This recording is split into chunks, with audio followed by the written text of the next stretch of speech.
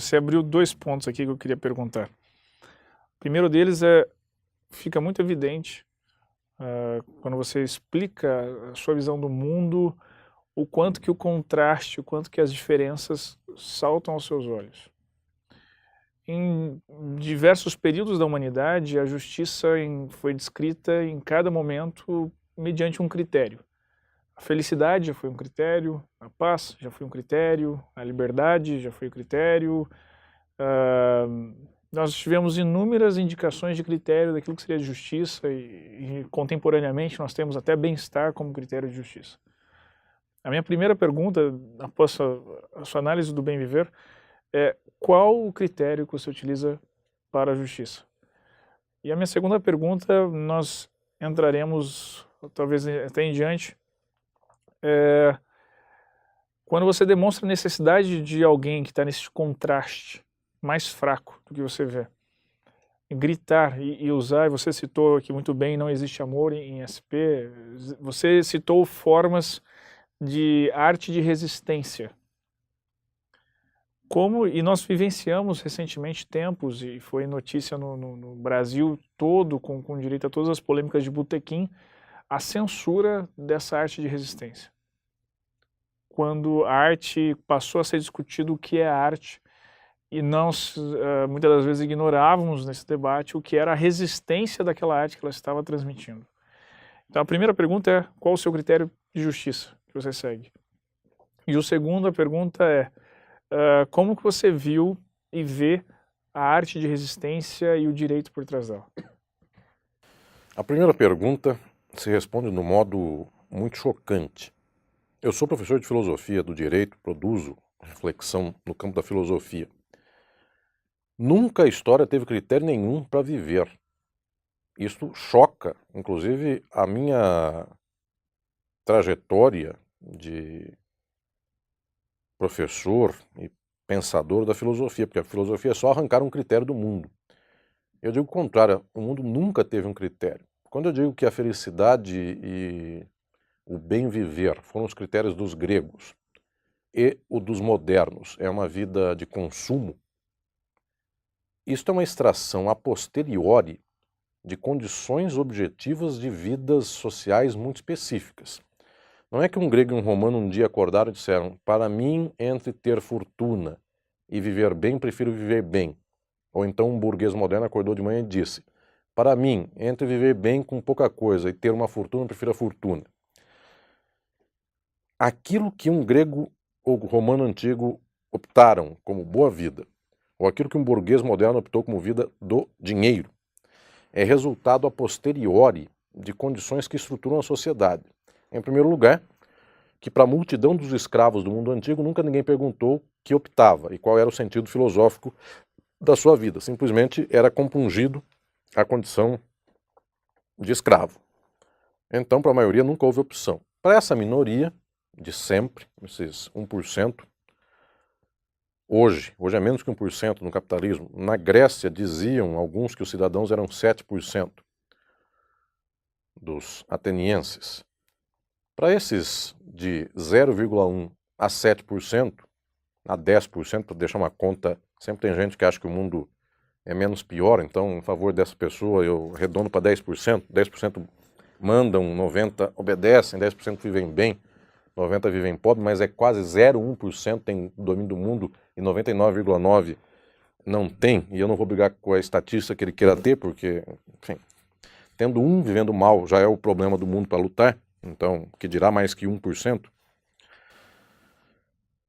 Eu quero dizer com isto que os gregos e os romanos, só porque eram cidadãos e livres, eles puderam pensar o que queriam da vida. Isto é a condição de uma sociedade escravocrata.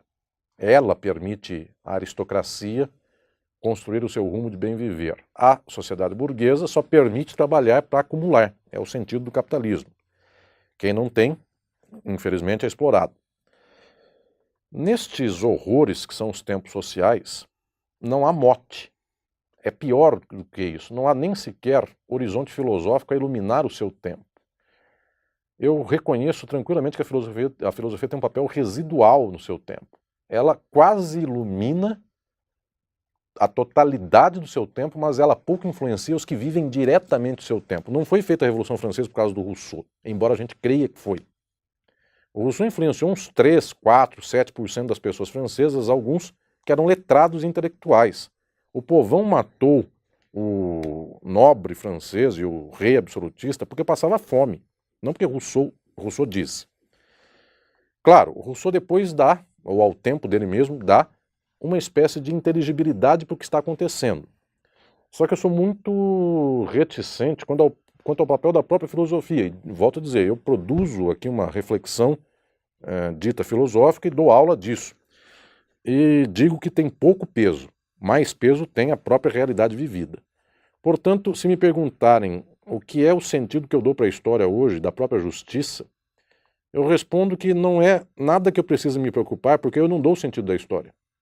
Eu posso fazer, no máximo, uma espécie de explicação ao tempo das mazelas do tempo, e que isso seja uma mensagem numa garrafa ao mar que alguém pegue e leia. Não estou desmerecendo o papel do intelectual. Só que estou dizendo que eu reconheço bem que entre um intelectual pensando e alguém passando fome, a transformação vem mais de quem passa fome do que de quem leu. E boa parte de quem leu, aliás, eventualmente porque leu e não passar fome, leu as melhores coisas e agiu do pior modo. Então, também tem até outro pé atrás com quem leu. E não que eu quisesse que alguém não lesse, queria que todos lessem, mas que lessem para a transformação do mundo. Estou dizendo que aquilo que o mundo hoje chama por justiça e que justiça não é, que é o capitalismo e suas formas de contrato, de apropriação privada, e o outro não tem, propriedade privada é erga omnes, nós dizemos isso no direito, tudo isso é chamado de justiça e tudo isso é injustiça no pior nível. E o que será então uma justiça no futuro pela qual nós lutamos? Em primeiro lugar, que essa bandeira não é nossa, nós não temos opção de lutar por isto. É um típico horror liberal e neoliberal, eu sempre digo isso nas minhas aulas lá na USP para os meus alunos, é um típico horror do nosso tempo esta forma relativamente progressista que as pessoas têm de dizer o seguinte: na agenda desta década está inscrito o problema do índio. Ah, mas nos próximos tempos, na agenda das nossas lutas, está inscrito o problema da mulher. Isso é de um absurdo tamanho, porque não há uma agenda da humanidade inscrita na ONU ou em algum lugar do mundo e que se diga, a partir de agora nos ocupamos do racismo e do seu combate. Ah, mas a partir de agora entrou na agenda, no palco dos debates, a questão LGBT, a questão do estrangeiro em solo nacional. O mundo não tem agenda. Só a universidade tem agenda. A universidade, por um acaso, pode perceber que o mundo está brigando por causa de X, e aí ele faz uma agenda em torno disso. Então tem a agenda do debate do ano. Só que a gente não pode achar que o mundo é uma universidade. O mundo é muito mais determinante e complexo do que as universidades e os universitários. De tal sorte que o mundo não tem agenda nenhuma. É a mulher lutando que faz sua agenda, é o negro lutando que faz sua agenda, o movimento LGBT lutando que faz sua agenda, o estrangeiro lutando que faz sua agenda e o pobre lutando que faz sua agenda. O trabalhador constrói sua agenda. Não adianta eu dizer que em 2022 haverá a agenda da luta do trabalhador. Isso não haverá. O Brasil em 2022 comemora 200 anos da sua independência política de Portugal, então haverá uma agenda Brasil século XXI, Brasil 200. Essa agenda é a agenda de comemoração ou de 5 ou 8 debates que foram naquele momento, ou de encerrar um monumento. Essa pequena agenda tem. Só que a agenda do que o Brasil será é feita por bancos, é feita por empresários, é feita pelos Estados Unidos querendo tomar o pré-sal que é da gente, é feita pela televisão do Brasil que bate palma para o petróleo dos Estados Unidos e odeia a Petrobras. Ou seja, a agenda quem faz é a prática. Então eu não consigo sequer dimensionar o que é a agenda do Brasil daqui a 5 anos, porque eu estou gravando esta entrevista no começo de 2018. Se eu remontasse 5 anos, começo de 13 o Brasil andava excelentemente bem e não tinha nem sequer uma briga por 20 centavos de aumento de ônibus. Excelentemente bem, que eu digo, na forma deste horror que o país sempre é, mas crescia, tinha uma estrutura de um pacto de governo que andava fazia uns 10 anos. Tinha uma certa euforia. Tinha uma certa euforia econômica, o capitalismo ia muito bem, é isso que eu quero dizer. E o povo comprava uma casa, enfim, era uma dinâmica de festa, o pobre com a Minha Casa Minha Vida e o rico com a construtora. Todo mundo das pontas tentava levantar o seu puxadinho. E a classe média com raiva porque não tinha o puxadinho do rico e o pobre já estava levantando um puxadinho quase tão bom quanto o dela. que explica um pedacinho do que vivemos hoje. O fato é que, há 5 anos, se eu dissesse que nós estávamos em vias de dar a Petrobras inteira para o exterior, no auge da euforia, quando uma revista estrangeira publicou um Cristo Redentor voando, Brasil potência, eu jamais imaginaria que 5 anos depois nós já tínhamos dado a Petrobras pela metade, estávamos para dar a Eletrobras, tudo estava desmoronando, as pessoas lutavam por 20 centavos não ter 20 centavos de aumento de ônibus, cortaram a CLT inteira das pessoas, estão cortando a Previdência e tudo mais, e estamos vivendo escombros. Então eu não consigo fazer agenda nenhuma de daqui a 5 anos. Nem daqui a 5 anos faz para mais 5. Consigo ter previsões, dado uma ordem média de andamento das coisas, mas só, essa ordem nem tampouco tem garantia de que se reproduza. Para dizer que nós não temos pauta do que é justiça para o amanhã. Essa pauta é construída pelo nosso tempo, sendo que a pauta principal em sociedades capitalistas é o fato de que o viver é um viver determinado economicamente. Então toda a pauta de um mundo que seja a transformação dessa injustiça, chamada capitalismo, passa pela transformação das condições econômicas de exploração. Em sociedades escravistas, a transformação social é acabar com a escravidão. Em sociedades capitalistas, a transformação social é acabar com a determinação pelo capital. Eu sei que este é o horizonte de uma luta concreta. O que quer que eu chame de justiça no futuro sairá deste fim de uma sociedade capitalista. Quando ele chega, não sei. A pauta para isso também não há, porque, volto a dizer, eu poderia aqui chamar as pessoas para pensar o fim do capitalismo. Vem 5. E mais que isso, podem vir 500 mil, 3 milhões. Só que não é um evento, não é um congresso que acaba com o capitalismo. São lutas concretas e são funcionalidades e disfuncionalidades que fazem com que uma forma social venha a sucumbir, a perecer e outra se levante a partir dos seus escombros. Estou dizendo com isto que eu não tenho pauta nenhuma do que é a justiça no futuro. Eu sei o que é a nossa injustiça, é o capitalismo, e eu sei que qualquer coisa que não seja isso, e também que não seja retrocesso, é algo que não temos e, portanto, é a emancipação dessas condições econômicas da sociedade e de todas as outras que estão amarradas com ela, porque eu volto a dizer, desde racismo até patriarcalismo, tudo isso também tem uma próxima ligação com a sociabilidade capitalista. Dito então que eu sou mais crudo que propriamente confortável no castelo da filosofia. A filosofia pouco faz, o que faz que faça bem, se é que ela vai dar conta de entender o seu tempo, mas se conseguir, muito bem. Mas o mundo é pautado, não é por nada que seja filosófico, nem por agenda, nem por pauta de política pública, nem tampouco por esfera pública ou aquilo que a gente acha que é saber universitário ou livro ou algo assim.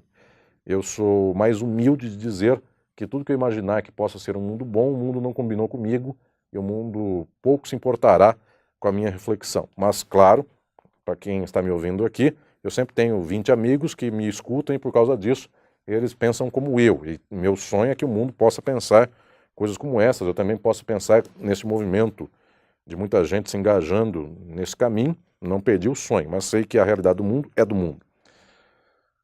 Este horizonte, portanto, creio que dá a dimensão do que nós vivemos na própria realidade de hoje. Isto nos encaminha uma espécie de mirada para que toda a nossa capacidade teórica, para que toda a nossa capacidade, inclusive, de afirmação no mundo, possa ter, ao mesmo tempo, a dimensão de que saber, e o saber intelectual, é um pedaço, só que a vida vivida, a estrutura social e a prática é o outro pedaço.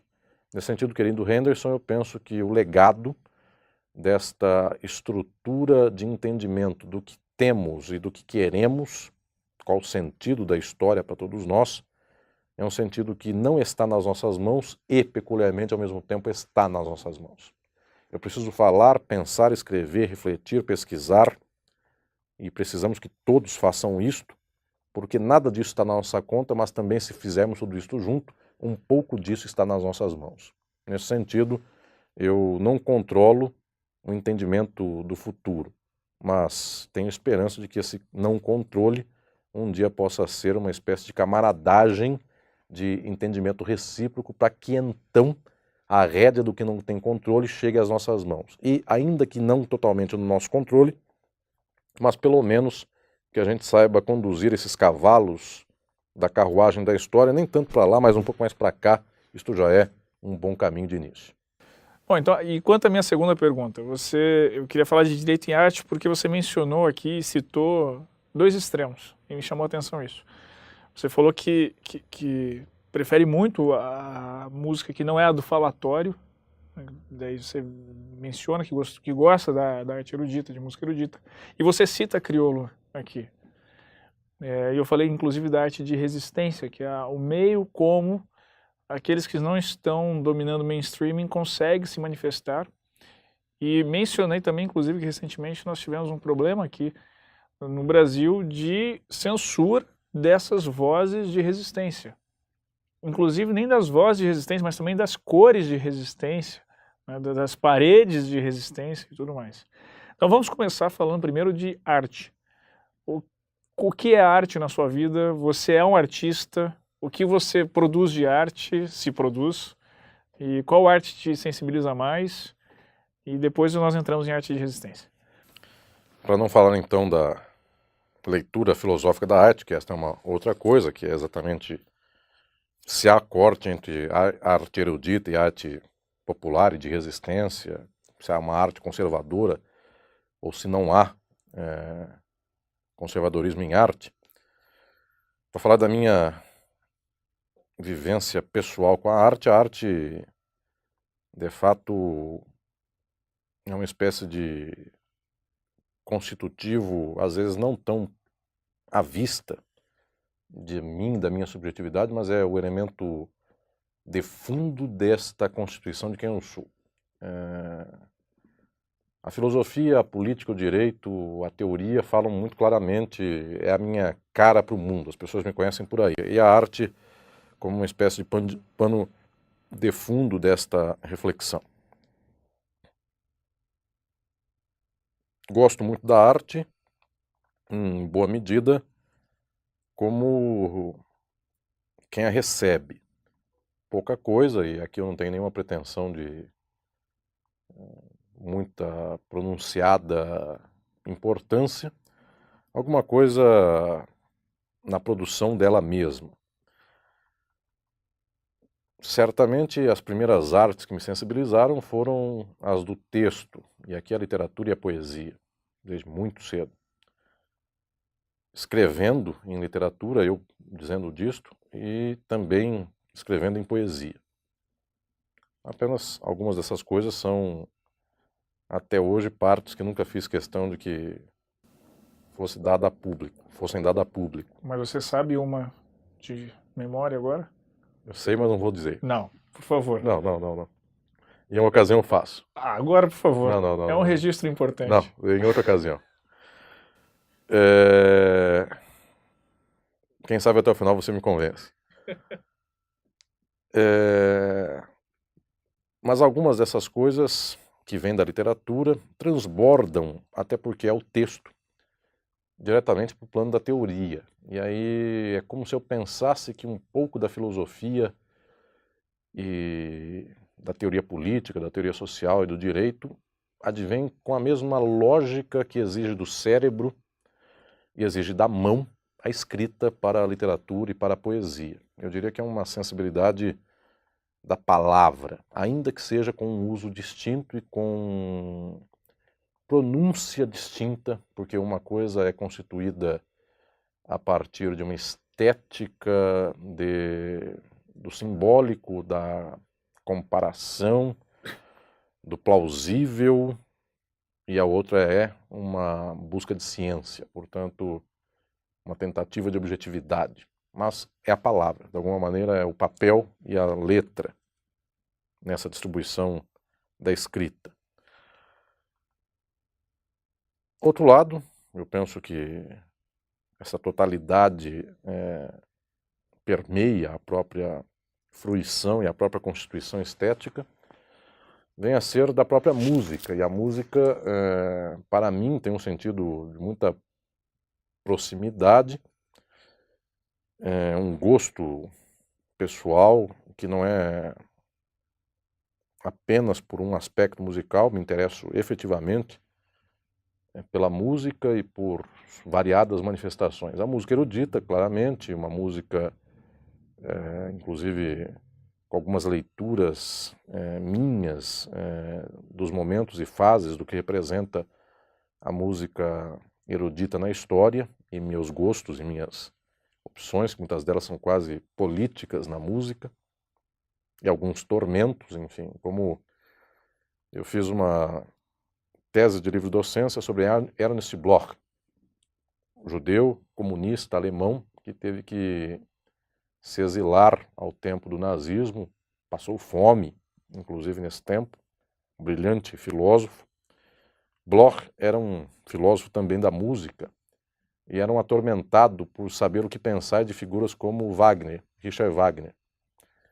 E o que pode pensar um filósofo socialista e judeu sobre Wagner? Esses tormentos, de alguma maneira, eu os carrego até hoje, e até hoje eu não sei o que pensar desses grandes gênios tão do mal como este. Seria interessante para quem está nos assistindo até explicar acerca de Wagner. Wagner, inclusive, fez um panfleto que circulou bem na Alemanha, pouco antes do Terceiro Reich, falando sobre a não contribuição ou a desconstrução que a composição da música judia tinha feito à música alemã, razão pela qual foi muito aproveitada a composição de Wagner pelo Terceiro Reich, né? Poucos conhecem esse lado de Wagner, então é importante.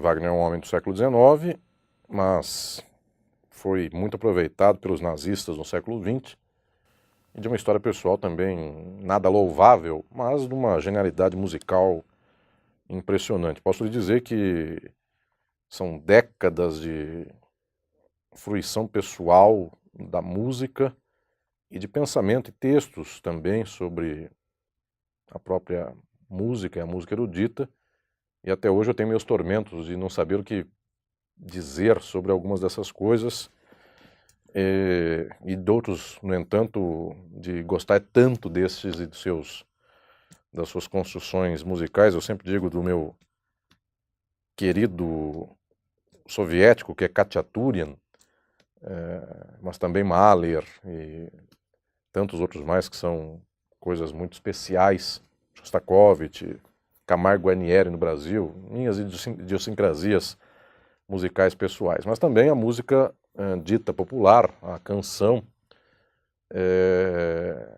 e toda a sua trajetória também de resistência, de construção cultural, do samba até as modalidades contemporâneas de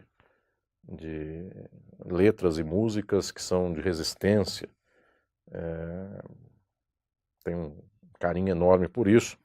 A música caipira, de onde eu venho, é o meu berço, meu esteio, e que eu conheço tão bem desde a minha formação. De alguma maneira, em certas ocasiões, meu querido Henderson, quando eu escrevia o Filosofia do Direito, foi uma escrita de anos, e às vezes de noite, madrugada, estava lá escrevendo coisas como Heidegger, Gadamer, Marx, Lukács, Teódoro Adorno, Platão, Aristóteles, e eu trocava de CD e estava ouvindo um Wagner, e eventualmente entrou um Tonico Tinoco. Enfim, até eu me assustava, e eu estava escrevendo Platão, enfim, naquele momento. Então era algo muito chocante. Eu diria que se as pessoas vissem essa cena, não acreditariam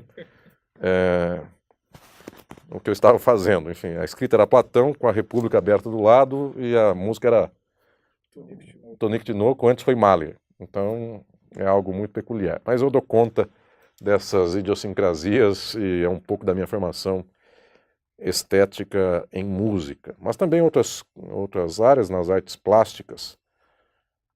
Uma das minhas artes pessoais é a gravura. A gravura é uma arte que eu quero bem e desenvolvo na medida da falta de tempo que eu tenho, mas é a mão que sai mais facilmente do artista minha, não é da pintura, é da gravura. Inclusive porque a gravura exige uma espécie de escavar da madeira,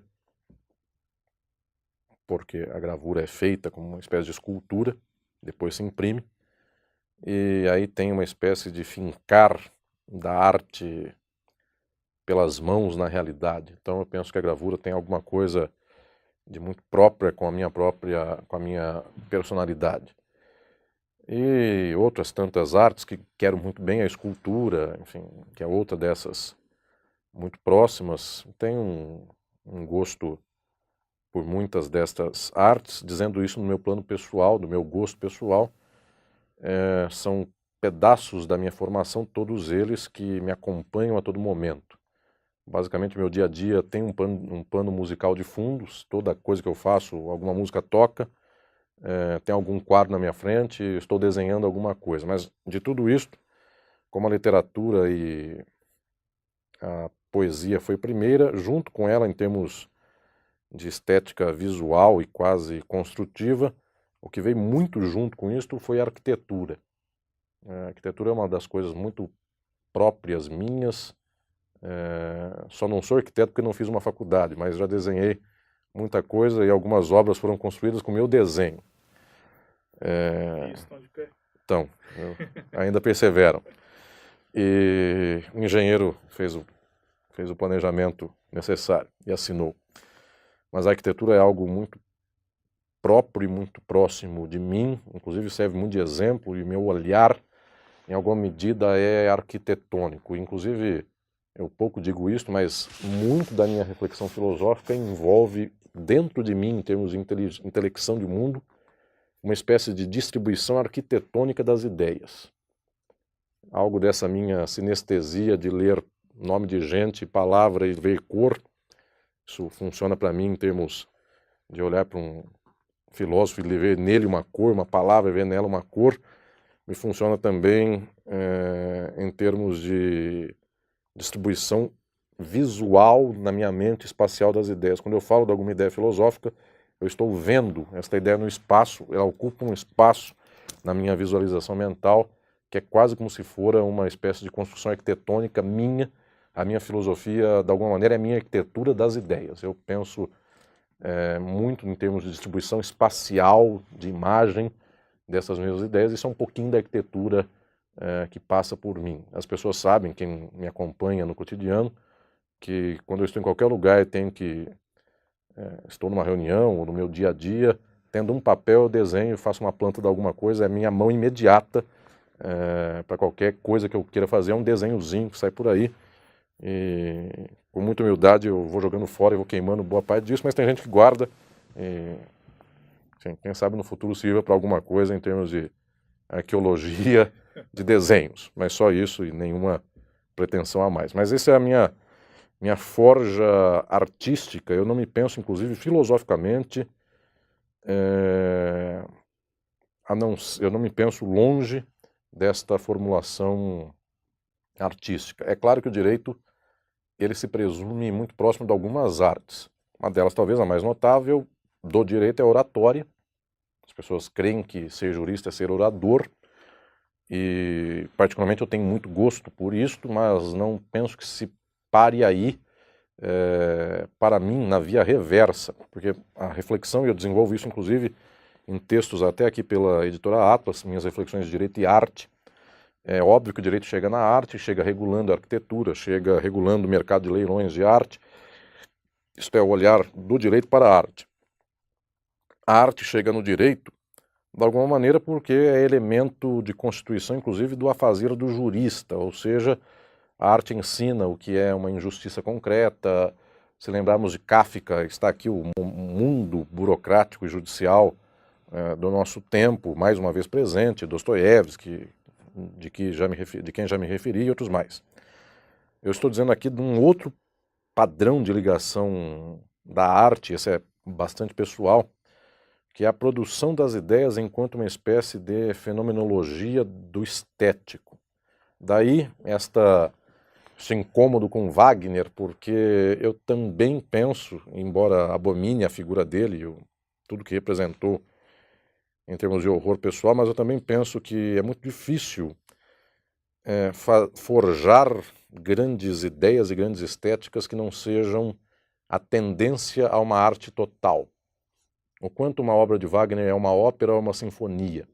O quanto ela envolve palco, envolve cenografia, ou envolve libreto, história, e poesia, e música e coral. Tudo. Era a proposta do século XIX, do romantismo, que não é só dele, aliás, é uma proposta do romantismo, que vem do século XVIII para o XIX, na Europa, de tentar fazer uma arte total, e uma certa medida disso foi a tentativa do Renascimento de fazer um homem como Leonardo da Vinci que fosse pintor, escultor, filósofo, engenheiro, construtor, inventor de tecnologias militares, balões e paraquedas e outras coisas mais.